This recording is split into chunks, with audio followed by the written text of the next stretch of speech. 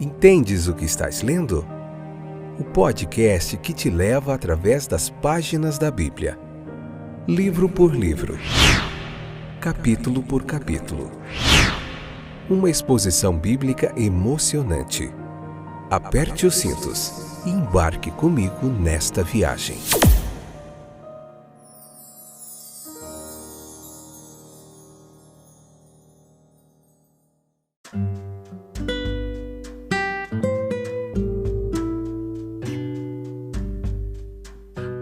Estou de volta, meus queridos, vamos lá.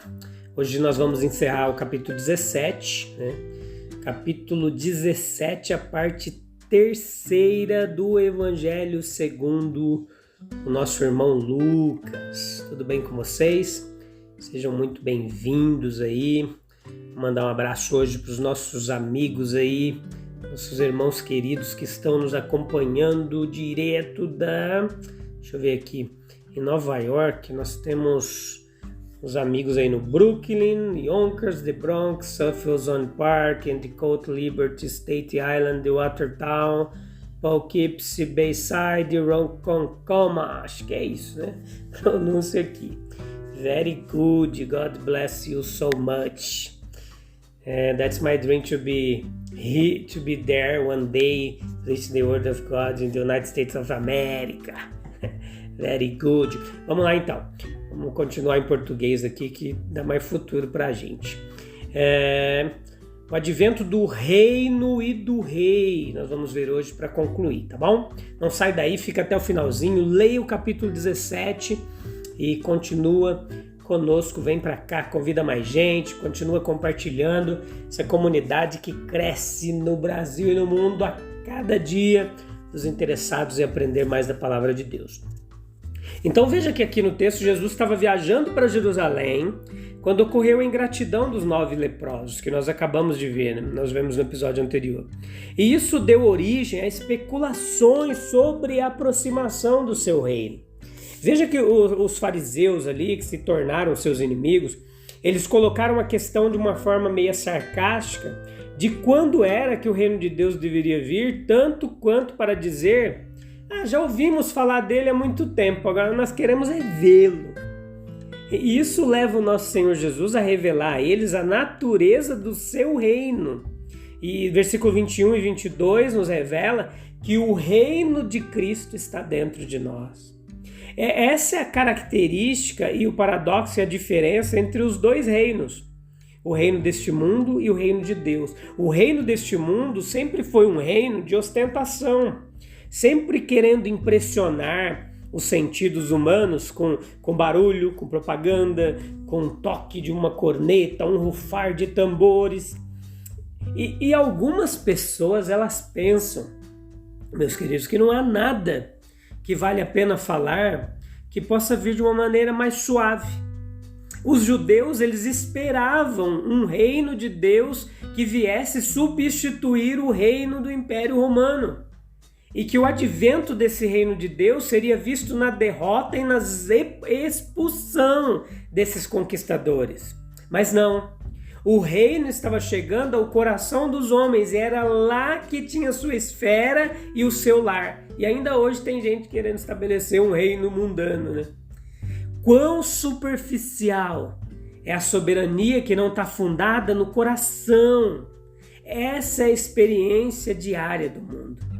A soberania externa, ela é um nome e se baseia no medo, muitas vezes. Mas quão nobre é a soberania de Deus, que se baseia no íntimo, no coração das pessoas. E é aqui que Jesus reina. É aqui que o nosso amor por Ele aumenta e que nos faz até ser capaz de morrer por Ele, como muitos assim já fizeram. Então, o seu reino, ele progride onde quer que um coração seja tocado pelo amor de Cristo. O reino dele é um triunfo sobre o egoísmo da humanidade. Ele conquista pelo amor abnegado. O próprio rei, ele virá tão de repente quanto relâmpago. Olha o que nos diz o texto, versículos 22 a 24. Ele não vai advertir, não vai falar sobre a sua aproximação. Não haverá necessidade de ir aqui ou ir ali com a impressão de que ele veio em silêncio, em particular, para se preparar para a sua manifestação pública. Não, vai ser de repente como um relâmpago, de forma pública, como um raio que ilumina o céu e todos veem. E ele virá dessa segunda vez como para julgamento sobre muitos que o rejeitaram, sobre todos. Portanto, a terrível rapidez do seu advento está claramente implícita aqui no texto. Ele não vai dar avisos premonitórios. A sua abordagem será esmagadoramente repentina e terrível. Os fariseus estavam confundindo completamente o significado da missão de Cristo. E essa confusão deles, ela causou uns resultados. O primeiro triste deles foi a rejeição e o martírio de Jesus. Os versículos 25 ao 30 nos mostram como isso aconteceu. Eles não teriam o rei como quando realmente estivesse entre eles e carne e osso. Eles compreenderam mal o significado dessa vida mansa e humilde, filantrópica de Jesus. A geração deles se uniu para rejeitá-lo e crucificá-lo no madeiro. Os homens, quando não entendem esse reino, eles acabam agindo como os antediluvianos, aqueles que habitavam antes do dilúvio, como sodomitas, até o momento do advento do nosso Senhor. Como eles antigamente pensavam nos dias de Noé que nenhum mal os atingiria, não tinha sinal de dilúvio, exceto as advertências de Noé contra eles. E eles não agiram de acordo com os sinais. Em Sodoma foi a mesma coisa. Os habitantes achavam que não haveria mudança da sua vida egoísta e sensual e seguiam esse curso. Mas o dilúvio veio, o fogo e o enxofre veio também sobre Sodoma, apesar de tudo que eles pensavam. E assim será com o advento repentino e inesperado do Messias sobre muitos. Essa segurança que muitos têm é um perigo, porque muitos imaginam que estão seguros, que nada interferirá em sua segurança, mas o Salvador fará o seu advento de repente. Veja que a verdade é claramente apresentada aqui, versículos 31 a 37, que alguns serão salvos e outros perdidos no advento. Isso não tem a ver com religião, porque muitos cristãos também ficarão, porque estão perdidos. Veja o que diz o texto sobre os perdidos. Eles são trazidos ao conhecimento aqui de várias maneiras. A esposa de Ló, ela é tomada como um tipo aqui, uma representação de um perdido. Nós sabemos que ela estava perdida porque ela estava olhando ansiosamente para as coisas que ficaram para trás. Deus, por meio de seus anjos, ele coloca os rostos da família em direção às montanhas e eles estavam preparados para tomar ele e seu favor como sua porção, desistir de todas as suas propriedades em Sodoma. Será que aquela família estava? Mas se eles olhassem para trás, isso mostraria que o mundo ainda era mais importante para eles do que Deus. A pobre esposa de Ló, ela não resistiu à tentação e foi transformada numa estátua de sal. Ela é então o tipo daqueles que são quase salvos, mas o mundanismo leva melhor sobre eles e eles acabam se perdendo. Novamente, os perdidos são representados como alimentos para os abutres. Olha o versículo 37. Isso traz à tona a corrupção que os caracteriza, né? Eles se tornaram como uma carniça, como uma coisa abominável, que só os abutres consumiriam. Há sem dúvida uma referência aqui ao general Tito, né? No ano 70, ali depois de Cristo, e todo o exército romano, que veio como julgamento para aquela nação também. E por último, nós teremos os perdidos descritos como aqueles que estão continuamente procurando ser salvos. Aqueles cujo único objetivo na vida é a autopreservação.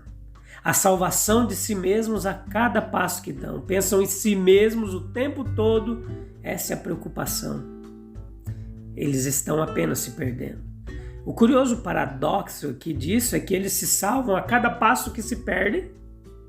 A cada passo que eles acham que se salvam, eles estão, na verdade, se perdendo, enquanto aqueles que não consideram as suas vidas, mas as entregam a Cristo e têm Cristo como única preocupação, esses estão seguros.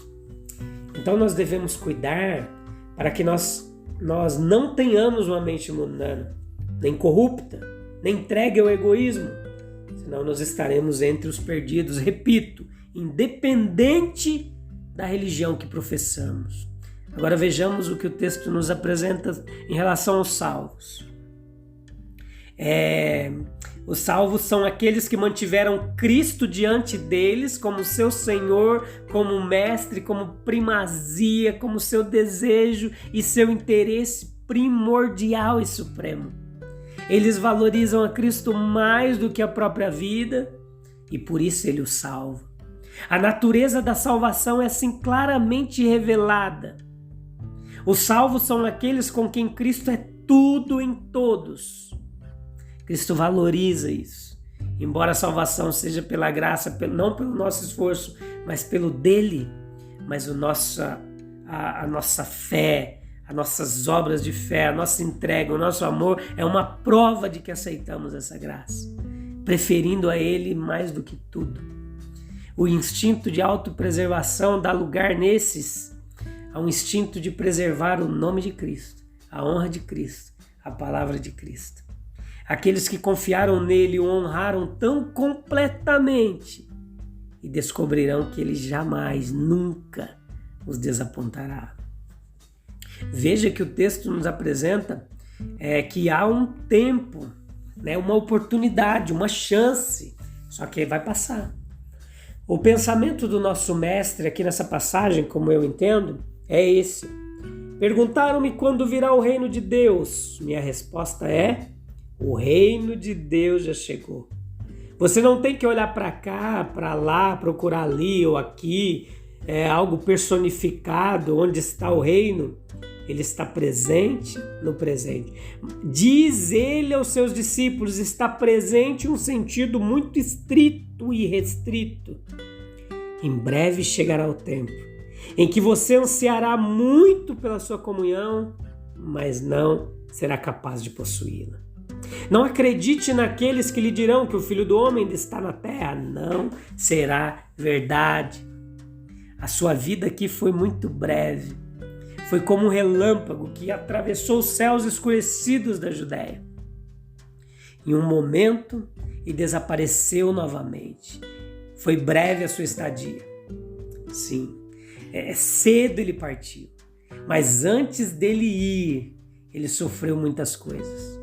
Muito foi feito, muito foi suportado antes que o dia dele acabasse. Existe uma lição que não foi aprendida, nem pelos homens do tempo de Noé, que viviam um estado total de mundanismo e impiedade, embora a mensagem estava sendo pregada. Eles não estavam isentos de protesto, de repreensão. Noé era um pregador da justiça para eles, mas eles não deram ouvidos, nem prestaram atenção, eles fizeram pouco caso. Eles não se importaram, encontraram um pretexto sobre o qual poderiam facilmente esconder a verdade que ele os lembrava e seguiram o seu caminho de materialismo e prazer. O mesmo com o povo de Sodoma, o caráter e a instrução ali que foi dada a Ló. E assim também é conosco. Nós também, os homens hoje estão vivendo em uma pecaminosidade egoísta, um mundanismo, muitos no crime, muitos nos vícios, uma multidão muito grande em impiedade e corrupção. Deus não está em todos, Ele não está em muitos, nem em seus pensamentos. A vontade de Deus não é objeto de sua investigação, não é a regra de sua vida.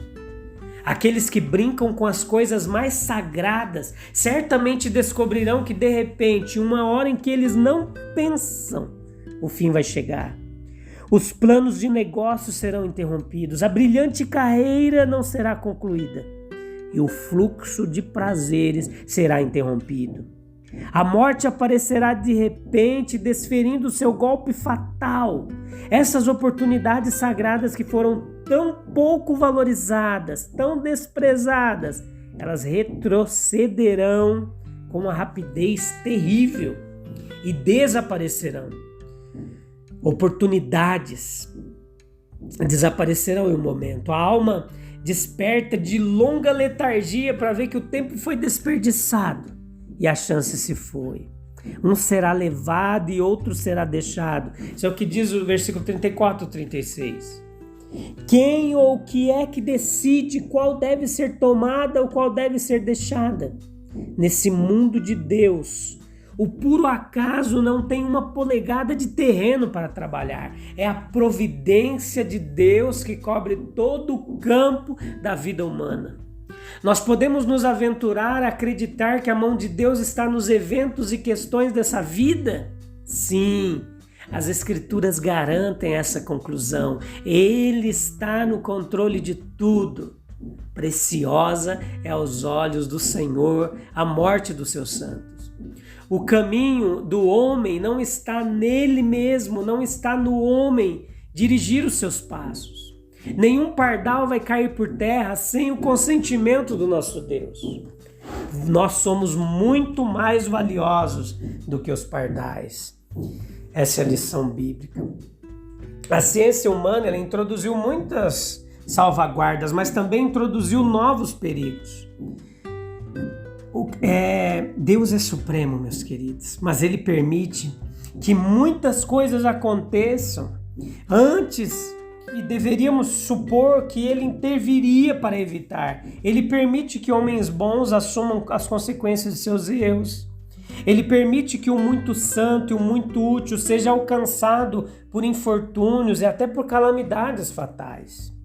Nós não podemos garantir o futuro, não podemos garantir prosperidade, saúde, amigos, reputação, vida longa. Para aquele que parece ser herdeiro de todas essas coisas boas, elas terão fim. Para outro que parece igualmente provável herdá-los, será negado. Um será levado e o outro será deixado. Não podemos se esquecer disso. Se algum evangelho você ouve por aí prometendo prosperidade, vida boa, tudo do bom e do melhor o tempo todo, uma vida sem sofrimento, Jesus disse que no mundo nós teríamos aflições, então esse não é o evangelho de Cristo, tá bom? A gente se encontra no próximo episódio, onde nós estaremos vendo o capítulo 18, tá bom?